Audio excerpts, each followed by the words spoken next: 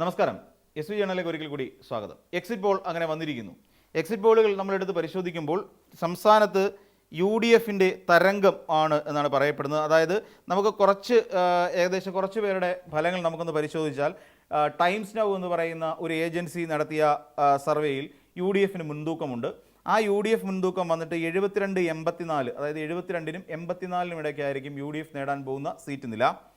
ഇനി LDF 52-61 എന്ന് പറയുന്ന കണക്കിലും അതോടൊപ്പം NDA 3-7 എന്ന് പറയുന്ന കണക്കിലും വരും.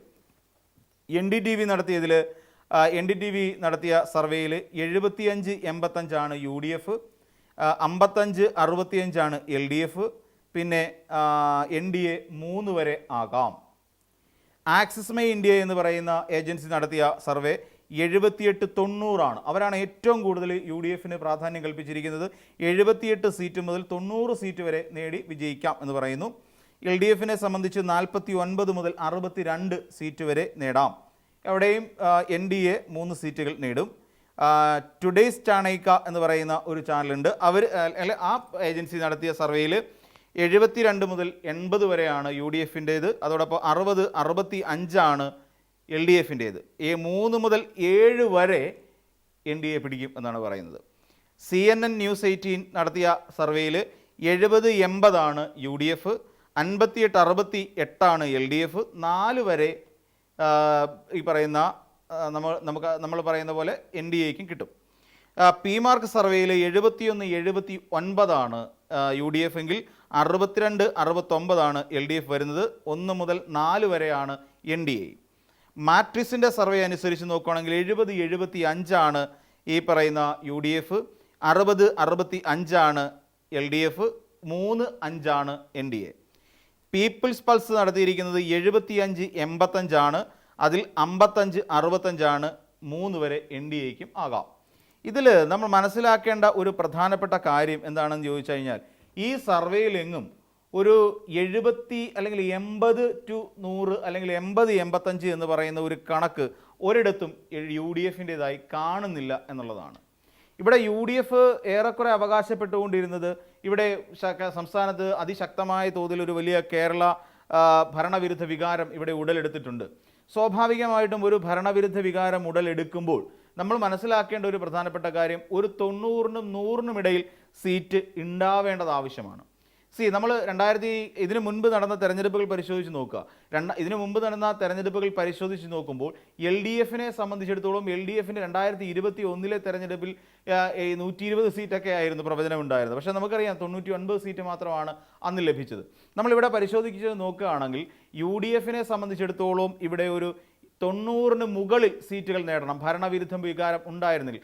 പക്ഷേ എന്നാൽ അങ്ങനെയൊന്നും സംഭവിച്ചിട്ടില്ല എന്ന് നമുക്ക് മനസ്സിലാക്കാം. പിന്നെ നമ്മൾ വേറൊരു കാര്യം നോക്കുമ്പോഴും എല്ലാം 72-ന് മുകളിലേക്കാണ് വരുന്നത്. അതായത് 72 എന്ന് പറയുമ്പോൾ 72-ൽ മുകളിലേക്ക് മാത്രമല്ല 70-ഉം വരുന്നുണ്ട്, 71-ഉം വരുന്നുണ്ട്. അതായത് ഈ കേവല ഭൂരിപക്ഷം ഇല്ലാതെ UDFിന് മുൻതൂക്കം പ്രവചിച്ചിരിക്കുന്ന ഏജൻസികളാണ് മാട്രിക്സ്, PMark, CNN News 18. ഈ പറയുന്ന 3 ഏജൻസികൾ ഒരു ഘട്ടത്തിൽ അവർക്ക് ഒരു ഭൂരിപക്ഷം പ്രഖ്യാപിക്കുന്നില്ല, കേവല ഭൂരിപക്ഷം പോലും UDFിന് നൽകുന്നില്ല എന്നുള്ളതാണ്. അപ്പം ഇങ്ങനെ ഈ 3 ഏജൻസി പറയുമ്പോൾ എവിടെയാണ് ഭരണവിരുദ്ധ വികാരം അക്ഷരാർത്ഥത്തിൽ നിലകൊള്ളുന്നത് എന്നുകൂടി പലർക്കും സംശയം തോന്നിയേക്കാം. എന്നാൽ അതേസമയം ഇവിടെ 69 വരെയൊക്കെ LDFിന് ഈ പറയുന്ന PMark ഇത് കൊടുക്കുന്നുണ്ട്, സീറ്റുകളുടെ എണ്ണം കൂടുതൽ കൊടുക്കുന്നുണ്ട്. അപ്പോൾ അങ്ങനെ വരുമ്പോൾ ഇത് തട്ടിച്ച് നോക്കുമ്പോൾ വലിയ വ്യത്യാസമൊന്നുമില്ല. പിന്നീട് ഈ 69-ൽ നിന്നും LDFിന് കേവല ഭൂരിപക്ഷത്തിലേക്ക് എത്താൻ വേണ്ടിയിട്ട് വെറും 2-3 സീറ്റിൻ്റെ അധികപ്പറ്റ് നേടിയാൽ മാത്രം മതിയാവും.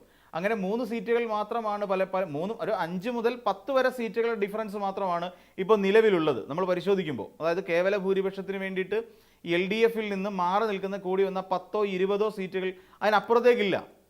അതാണ് ഇപ്പം എന്നാലോചിച്ച് നോക്കിക്കഴിഞ്ഞാൽ എങ്ങനെയാണ് എക്സിറ്റ് പോൾ ഫലങ്ങൾ തയ്യാറാക്കുന്ന ഒരുമാതിരി എല്ലാവർക്കും ഇന്ന് അറിയാം. കാരണം ഇപ്പം ഈ പറയുന്ന പോളിംഗ് സ്റ്റേഷനുമായി ബന്ധപ്പെട്ടുകൊണ്ട് കുറച്ചധികം ആൾക്കാരുടെ അവരുടെ ഒരു അഭിപ്രായ സർവേയാണ് ശരിക്കും ഇതിലേക്ക് വരുന്നത്.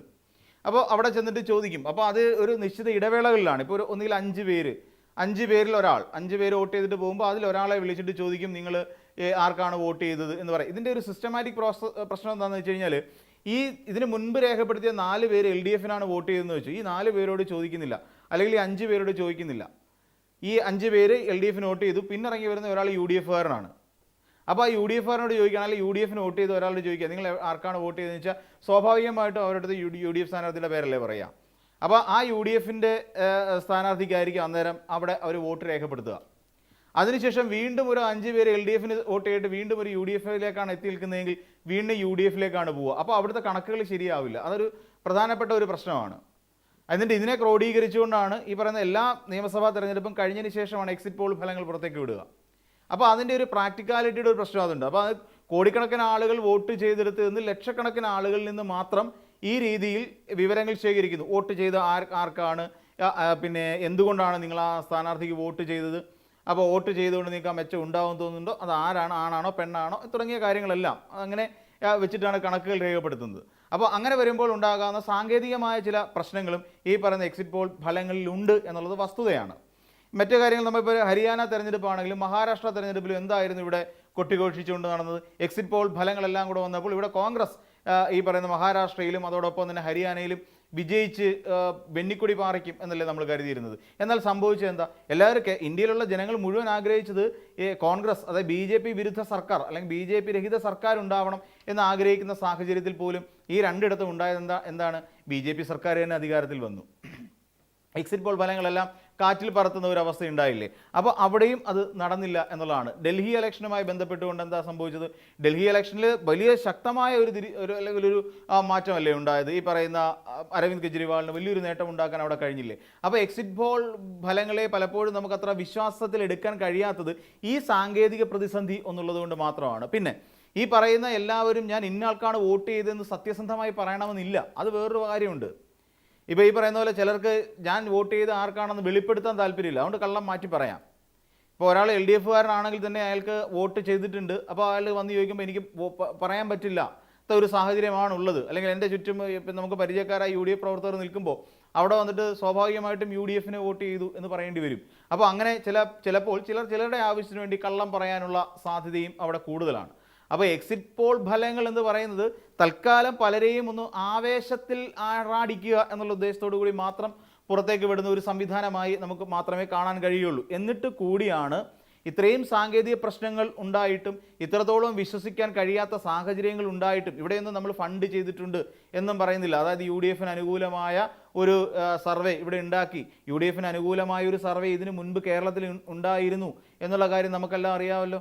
അതിനെ തുടർന്ന് രമേശ് ചെന്നിത്തല പറഞ്ഞല്ലോ, ഓരോരുത്തരും അവരവരുടെ ഇഷ്ടത്തിന് സർവേ ഉണ്ടാക്കുന്നു, അതിൽ നമുക്ക് എന്ത് ചെയ്യാൻ പറ്റും എന്നല്ലേ അന്ന് രമേശ് ചെന്നിത്തല എന്ന് പറയുന്ന ഒരു അന്നത്തെ നേതാവ് പറഞ്ഞത്. അത് ഈ തെരഞ്ഞെടുപ്പിന് ശേഷം അതിനെ തള്ളിക്കളയല്ലായിരുന്നു കെ മുരളീധരൻ ചെയ്ത്? അങ്ങനെയൊന്നും ഇല്ല. എന്തുകൊണ്ടാണെന്ന് ചോദിച്ചാൽ അന്ന് UDF മുന്നേറ്റം ഉണ്ടാക്കുകയും VD സതീശൻ അന്ന് മുഖ്യമന്ത്രിയാകാൻ ഏറ്റവും യോഗ്യനാണ് എന്ന് പറയുകയും ചെയ്തൊരു സാഹചര്യം. ഇനി ഭരണവിരുദ്ധ വികാരം എന്നൊന്നും ഒരു കാര്യം ഉണ്ടായിരുന്നെങ്കിൽ വോട്ടിംഗ് നില ഇങ്ങനെയാണോ നിൽക്കേണ്ടിയിരുന്നത്? അല്ല. ഭരണവിരുദ്ധ വികാരം ഉണ്ടായിരുന്നെങ്കിൽ തീർച്ചയായിട്ടും ഈ പോൾ ആരംഭിക്കുന്നത് 80 വോട്ടിന് മുകളിലായിരിക്കും, അല്ലെങ്കിൽ 80 സീറ്റുകൾക്ക് മുകളിലായിരിക്കും. കാരണം 2016-ലും 2021-ലും 2006-ലും നടന്ന തെരഞ്ഞെടുപ്പുകൾ ആലോചിച്ച് നോക്കൂ. അവിടെയെല്ലാം LDF സീറ്റ് നില 90-ന് മുകളിലായിരുന്നു.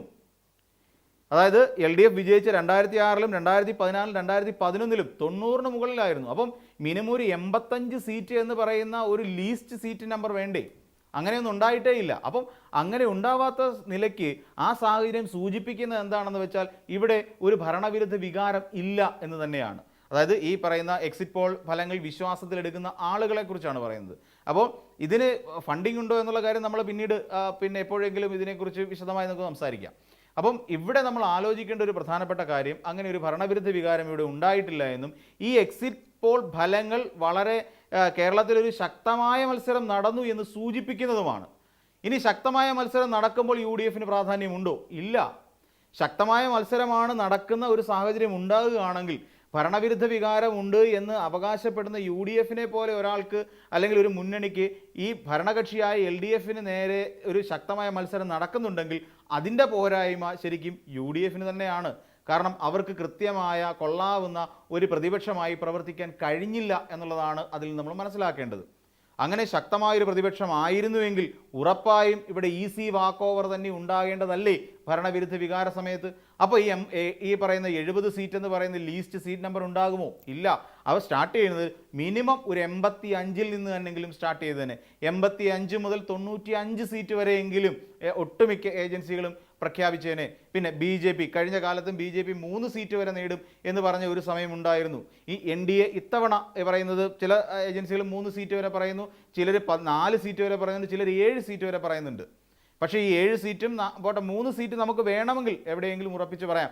അതായത് ഒന്ന് നമുക്ക് വട്ടിയൂർക്കാവിൽ കിട്ടില്ല, അത് വേറൊരു കാര്യം. നേമം നമുക്ക് ഉറപ്പിച്ച് പറയാം, മഞ്ചേശ്വരം നമുക്ക് ഉറപ്പിച്ച് പറയാം, പാലക്കാട് ഉറപ്പിക്കാം. അപ്പോൾ ഈ 3 മണ്ഡലങ്ങൾ നമുക്ക് വേണമെങ്കിൽ, ആ നിയമം വേണമെങ്കിൽ മാത്രമേ പറ്റുള്ളൂ കേട്ടോ, കുറച്ചുകൂടെ ശക്തമായി പറയുകയാണെങ്കിൽ. അപ്പോൾ നിയമവും പാലക്കാടും മഞ്ചേശ്വരവും ഉറപ്പിച്ച് പറഞ്ഞാൽ പോലും 3 വരുള്ളൂ. പിന്നെ അവർ കഴക്കൂട്ടത്ത് മുരളീധരന് വലിയ സാധ്യതയുണ്ട് എന്ന് പറയപ്പെടുന്നെങ്കിലേ ഉള്ളൂ. അല്ലാതെ അവിടെ വലിയ ഒരു ശക്തമായ രീതിയിലുള്ള ഒരു മുന്നേറ്റവും നടത്താൻ മുരളീധരന് കഴിഞ്ഞില്ല എന്നുള്ളത് കഴക്കൂട്ടത്തെ ഏറ്റവും വലിയ പ്രതിസന്ധി കൂടിയാണ്. അപ്പോൾ ഈ എക്സിറ്റ് പോൾ ഫലങ്ങൾ ഈ രീതിയിലൊക്കെ തന്നെയാണ് ക്രോഡീകരിക്കപ്പെടുന്നതും. അതുകൊണ്ട് തന്നെ ഇതിനെ ഒരു വലിയ വിശ്വാസ്യതയിൽ എടുക്കേണ്ട കാര്യമില്ല എന്നുള്ളതുമാണ് നമ്മൾ മനസ്സിലാക്കുന്നത്. അതുകൊണ്ട് തന്നെ ഈ തെരഞ്ഞെടുപ്പിൻ്റെ യഥാർത്ഥ ഫലം നമുക്കറിയാൻ വേണ്ടി മെയ് 4 വരെ കാത്തിരിക്കേണ്ടതുണ്ട് എന്നുള്ളതാണ് എൻ്റെ ഒരു പക്ഷം. അപ്പോൾ മറ്റൊരു വീഡിയോയുമായി നമുക്ക് വീണ്ടും കാണാം.